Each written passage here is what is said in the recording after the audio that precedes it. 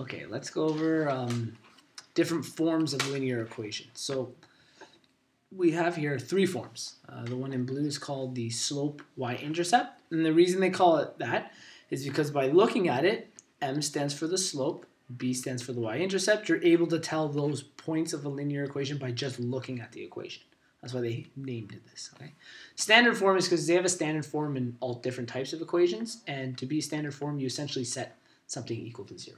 So this. Okay? So the only difference here and here is that we set this equation equal to 0, and then it's then called standard form. Okay? And point slope form is to help us when, and in this example we're going to work with, or at least we'll start with it, we'll call example 1, when we have a point, which we have here, and the slope of an equation. And we're going to talk about how we can move from from this one to either this guy or this guy, and then back and forth, and then we can even come back there. So it's kind of like a big cycle. We can kind of go between all of them. And you essentially use like distributive property to do all of these things. So let's say we've been given this. Okay, we can put it into point slope. And we have to talk about what point slope is. It looks like a really hard formula to memorize, but point slope is actually just what slope is. Slope, or m, is equal to y2 minus y1 divided by x2 minus x1, right? Are you guys used to seeing this formula? Okay, so as long as you understand that idea, what they've done is they've taken, let's continue with this, let's scroll down maybe a little. There you go. They've taken this x2 minus x1 and they've brought it to the other side. And because it's division here, to bring it to the other side, it becomes multiplication, right? So it then becomes x2 minus x1 times m, and when we write times with brackets, you can kind of just write the m beside it, is equal to y2 minus y1. And if you look very carefully, this is this formula. That's all they've done. They've taken m equals y2 over y1, and they've turned it into this. Okay, it's just a different way of writing it. Because the two sides are still equal, right? Yeah, the two sides are still equal, right? We just used our algebra rules to manipulate letters instead of numbers.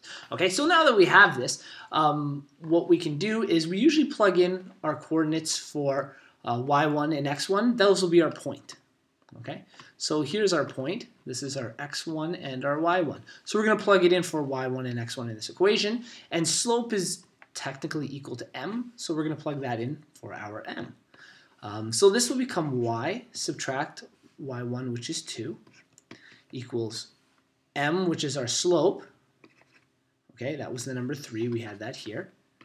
And x minus, and our x1 is 4. Okay, so we've now plugged it into this form. From here, we can do anything from our point slope. We can decide to go to our y-intercept form, which is our blue one, or our standard. Let's go to... well, I don't know. Let's go to y-intercept first. Okay, I can choose either route. And actually, maybe we'll do both routes. And then we'll talk about how to go in between them. So this will be our blue route. That'll be our y-intercept. I need blue, thank you. And our red route will be our standard form. Okay? So let's do the blue one first. In the blue one, so I'll rewrite it, y minus 2 is equal to 3x minus 4. In the blue one here, the goal is to get y by itself. Remember in our y-intercept form, everything is set equal to y. Okay? So we don't need these brackets, at least on the left side of the equation, because there's only the number 1, and if we distribute 1, nothing would change. So we still have y minus 2 is equal to. On the right side, this is distributive property, and we would move our 3 into both numbers, right? So 3x. Yeah. And, oh wait.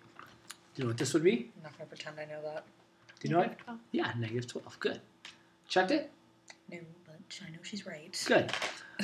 Okay, so we have that now. We've gone rid of all our brackets, and remember our goal is to get y by itself. So what should we do to the left side of our equation to get y by itself? Plus 2? Yeah, we add 2 to both sides, or in other words, a lot of people call it moving negative 2 to the other side. So we'd have y is equal to 3x minus 12 plus 2. Okay, and once we do that, we collect our like terms, and what will this value be? Is it just 12 plus 2? Yep. Do you know what it would be? Negative 12. 10. Yeah, it'll be negative 10 in this case. So we now have, this is our m, and this is our b. We have our slope. And remember, slope was 3, so we know that's right. And our y-intercept is negative 10. Okay? We did that from our point slope form. Let's say we want it to be our standard form. Y minus 2 equals 3x minus 4. Okay? In this version, we want our equation to be equal to 0.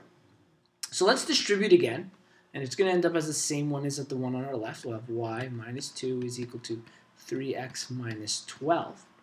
Now in this version, we want to set it equal to 0. So not only do we move negative 2 over to this side, and when we do that, we get y equals 3x minus 12 plus 2. Okay, we'll equate that after. We also are going to move y to the other side. What's y going to become on this side? X. No, it'll still be y, but because it's technically positive over here, it'll become Negative y. negative y. And what it means is we'll have 0, nothing left on the left side, because we moved everything. Okay, 3x. This will become negative 10, we already know that, minus y.